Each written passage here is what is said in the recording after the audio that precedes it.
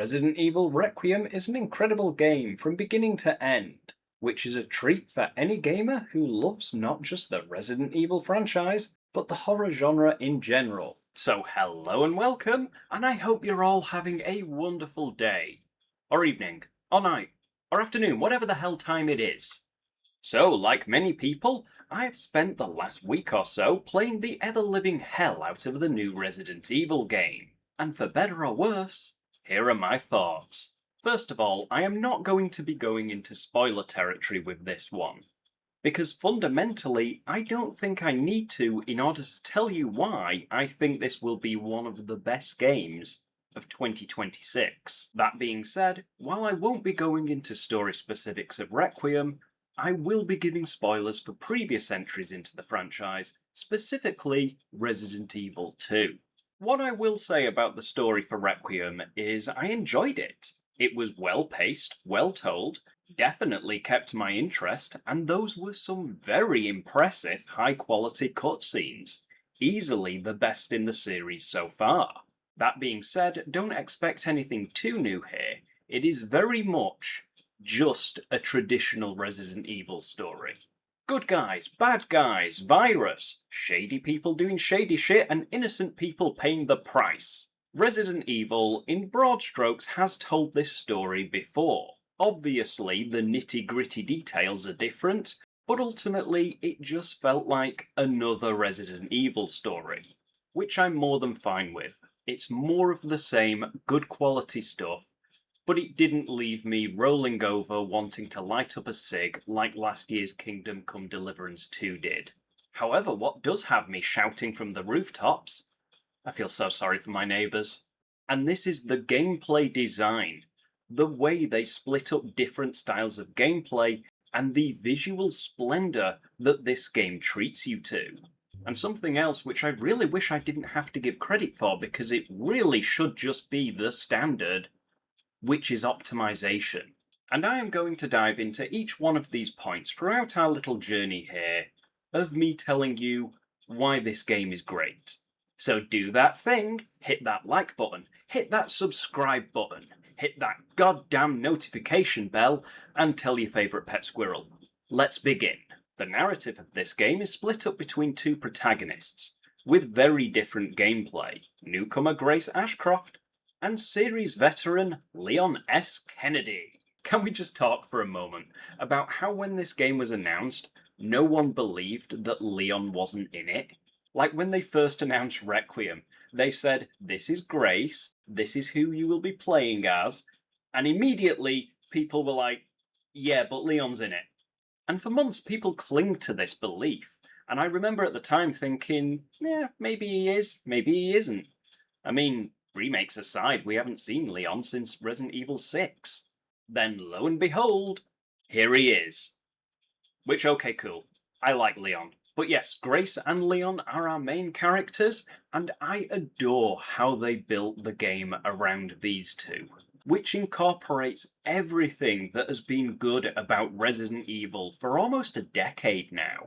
Because Resident Evil had a major comeback in 2017 with Resident Evil 7, which was a first-person, survival-driven horror game, bringing the franchise back to its roots and ditching the slapstick action that saw the hulking, muscular Chris Redfield punching a boulder in Resident Evil 5. Because how you played as Ethan in Resi 7 is exactly how you play as Grace in Resi 9, except with improvements and new bells and whistles, which is to be expected. However, after the success of Resident Evil 7, they went on to the remakes of 2, 3, and most recently 4, as well as the all-new entry of Resident Evil Village, which came out between 3 and 4 remake. And all of these were more action-oriented, with Village taking a lot of cues from the beloved Resident Evil 4. And since Leon had an already established style of gameplay, which was emphasised by the remakes of 2 and 4, it made nothing but sense to have him play the same in Requiem. So when playing as Grace, you are less combat heavy and more sneaky, strategically making your way around enemies. Or if you do have to engage, it is sometimes wiser to put a bullet in their knee and knock them over and continue running to your destination than to have an outright fight. That being said, on difficulties normal or below, Grace can usually take on most enemies. However, if there's like 3 or 4 zombies coming at you at the same time, it's probably wise to save that ammo. The game by default also recommends that you play as Grace in first person to add to that immersion of freaky survival horror. Which, I agree with, that's how I prefer to play as Grace. Because it makes Grace's gameplay feel even more like the fantastic Resident Evil 7. Which reminds me of a slight, very minor issue that I had with the game. The out-of-the-box sensitivity for both camera movement and aiming is really stiff and slow, to the point where I felt it really hampered the experience, which was odd because I never felt the need to change it in any of the previous games. But you can of course change it, however oddly it is not in the controller options menu, despite one option being called Dead Zone and Sensitivity. Instead, you find it in the camera menu as a submenu for camera perspective. It isn't a big issue at all. Like I say, it's a minor, slight, nitpicky dot on the microscope issue. It just takes some bouncing around the menus to find it. So Grace is the be cautious, every enemy is terrifying and will kill you to death playstyle, but playing as Leon is like a bloodthirst-fueled revenge run after playing as Grace. He is the action hero, the badass, zombie-slaying, gun-toting, booty-kicking... I don't really know where I was going with that, but he is pretty damn cool.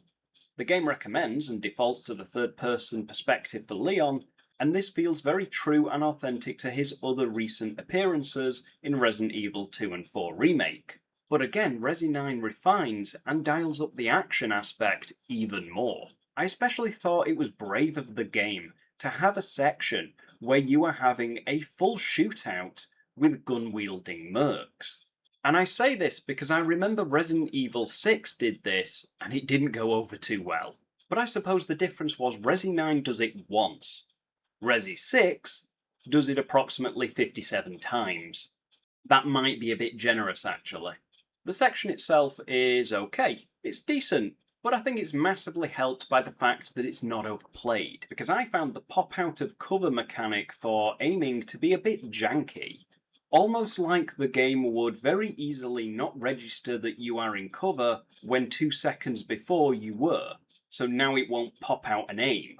Gun versus gun was never Resident Evil's strong suit. But as I said, it works, it's fine, but I am glad they didn't overdo it. And again, not going into any spoiler specifics, but I do love that in this game we are playing as an older Leon. His first appearance being Resident Evil 2, when he was just a rookie cop on his first day during the outbreak at Raccoon City. And this game puts emphasis on how much Leon has been through, regrets that he has built up over the years, and the toll that it's taken on him. Not to the point where it's comparable to something like Logan, but oh god, I would be down for that game. But for what is a franchise first, I love it. Now, that doesn't mean he is geriatric Leon or anything. He is still fast, strong, and more capable than ever. But he is carrying some heavy shit from the past 28 years. And it's no spoiler to say that this game returns to Raccoon City, and that plays a huge part on how these themes manifest themselves.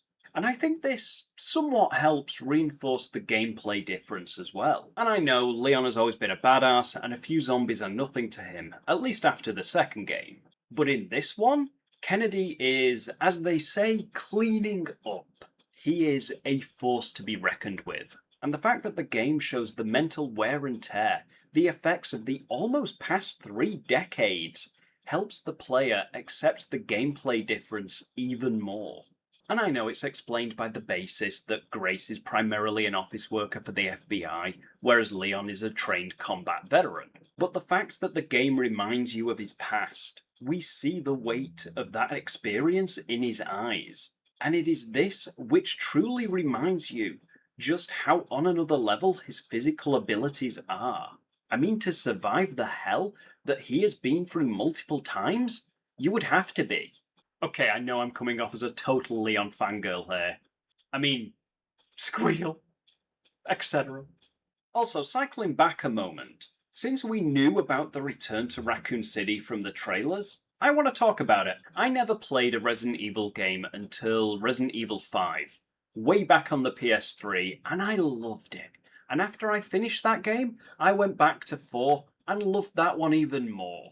But I never could get into the older PS1 era fixed camera tank control games. They just weren't for me. Although I did play the remake of 1, which removed the tank controls, and I enjoyed that. That was good. But back on topic. So my first time experiencing the events of Resident Evil 2 was the 2019 remake, which would have been my first visit to Raccoon City, making my way through all the puzzles, enemies, and the bizarre construct of the Raccoon City police precinct.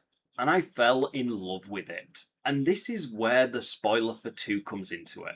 Raccoon City gets nuked at the end of the game, and in Requiem, we get to go back there.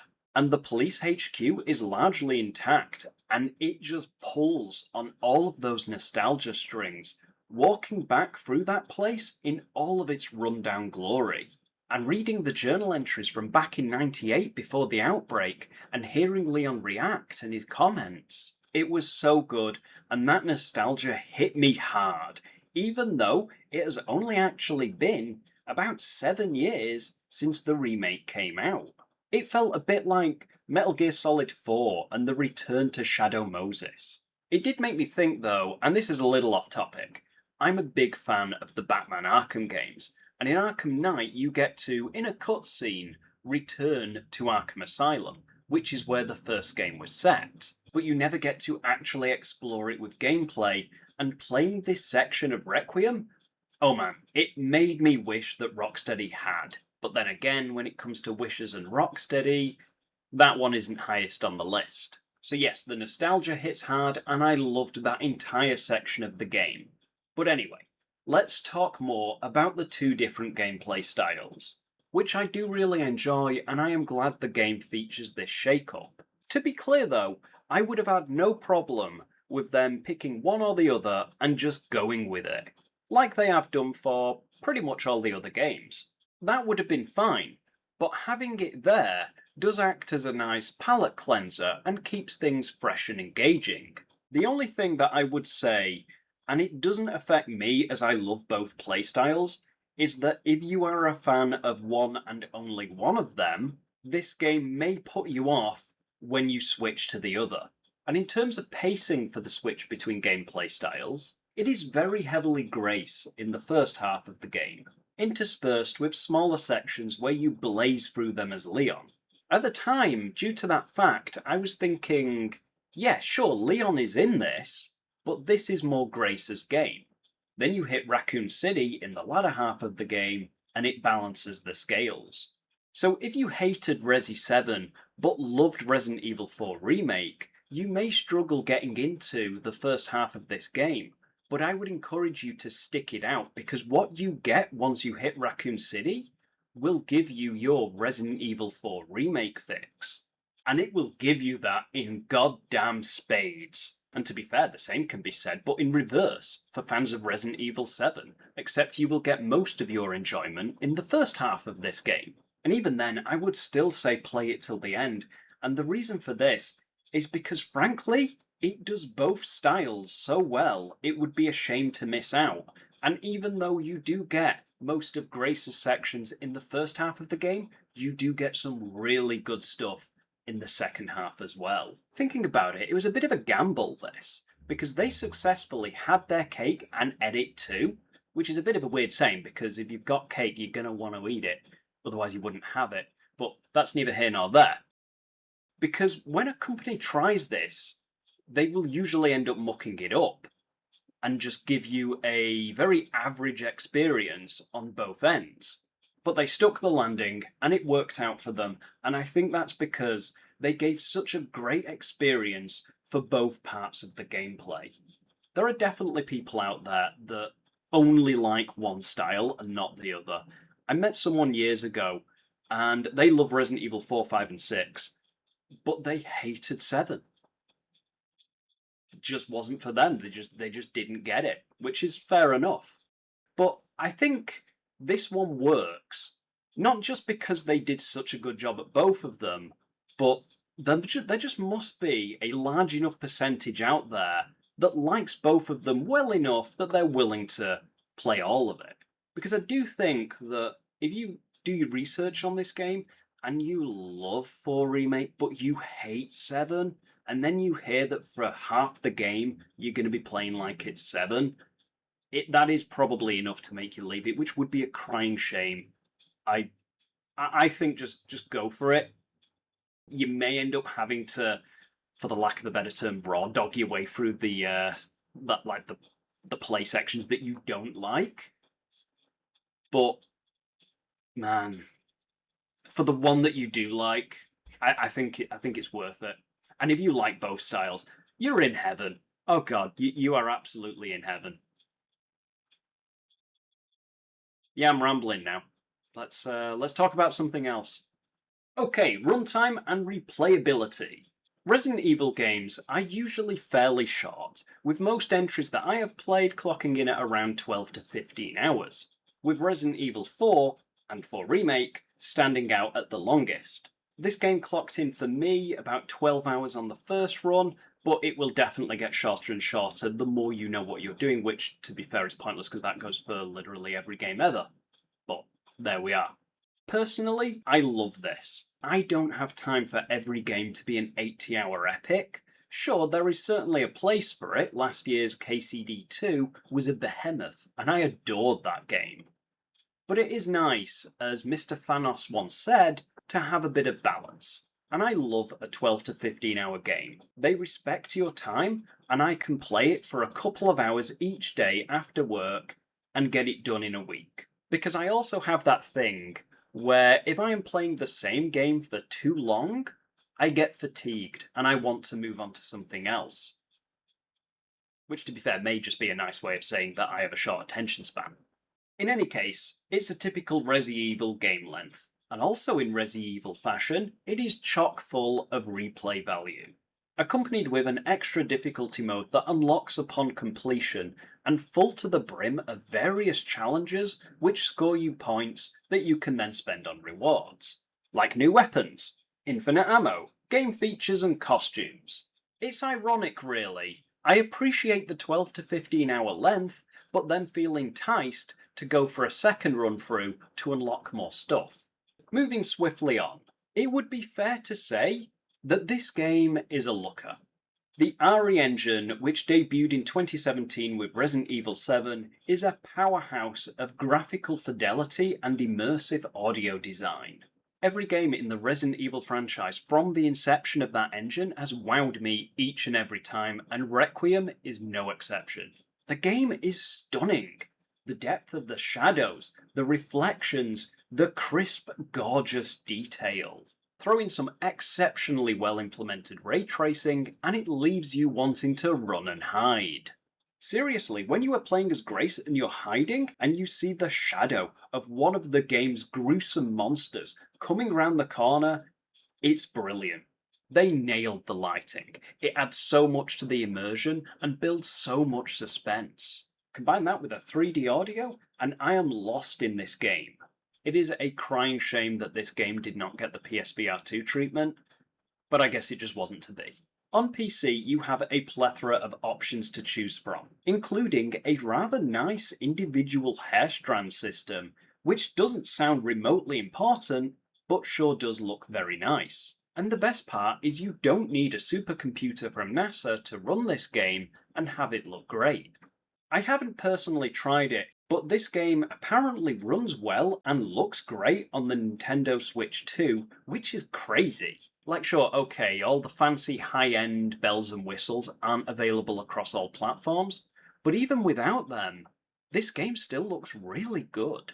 I put in quite a bit of time with Requiem on an ROG Xbox Ally X, and I can't believe how well it runs. And I briefly got to try it out on a Steam Deck as well, which obviously is nowhere near as powerful as the Xbox Ally X, but I did manage to carve out a decent 30 FPS experience. And the Steam Deck, in the context of 2026 PC gaming, is a rather low-end system.